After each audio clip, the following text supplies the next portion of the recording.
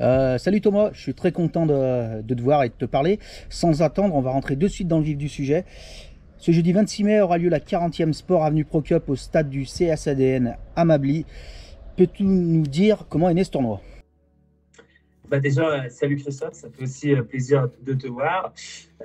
Comme tu l'as dit un petit peu toi-même, hein, c'est la 40e édition, donc 40 ans, donc forcément, j'étais pas né, donc te dire exactement comment ce tournoi a été créé et qui.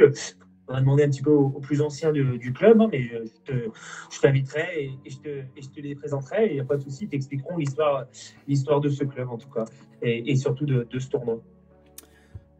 Peux-tu nous rappeler les derniers vainqueurs? Quelles équipes seront présentes cette année? Et selon toi, qui seront les favoris cette saison? Les, euh, le dernier vainqueur, pour la petite histoire, c'est la génération, si je ne dis pas de bêtises, c'était en 2019, le dernier tournoi, et c'est la génération que je coach actuellement, qui a gagné le tournoi sous Armando Bianchi, aujourd'hui coach des 18 terrains chez nous, et qui je passe le bonjour en même temps, qui a fait, voilà, je crois que c'est les derniers à avoir gagné, et donc c'est ma génération, donc c'est un vrai plaisir. Et j'espère que cette année, les U11 de Rouen continueront sur cette voie-là. Peux-tu rapidement nous parler de l'organisation, du rôle des bénévoles? Combien sont-ils en tout? Il doit y avoir du monde. Sur cette édition de cette année, on a un tournoi de 48 équipes pour les U11. On a, on a un tournoi de 32 équipes pour les U9 foot à 8 et c'est créé un petit tournoi de dernière minute pour les U7 où il y aura 24 équipes. Donc ça fait un peu plus de 1000 gamins sur la journée. On a plutôt un grand site, donc il faut forcément beaucoup de bénévoles. Donc voilà, une organisation avec le bureau directeur, avec les dirigeants, les éducateurs qui vont mobiliser aussi les parents.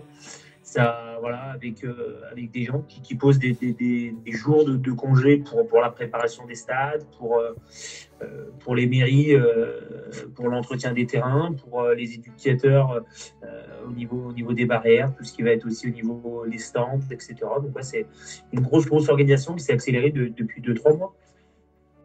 Donc les maîtres mots, selon moi, lors de ce genre de manifestation, sont plaisir, fair play, plaisir, plaisir et encore joie de vivre. Mais pour ça, il faut soutenir les arbitres. Ceux-ci se tromperont parfois, peut-être même souvent, c'est inévitable. Joueurs, parents et coach auront envie de gagner, forcément.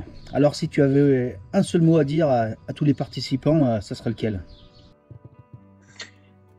Si j'ai un mot à dire à tous les participants, c'est profiter. Je pense que ça fait bien 2 ans et demi qu'on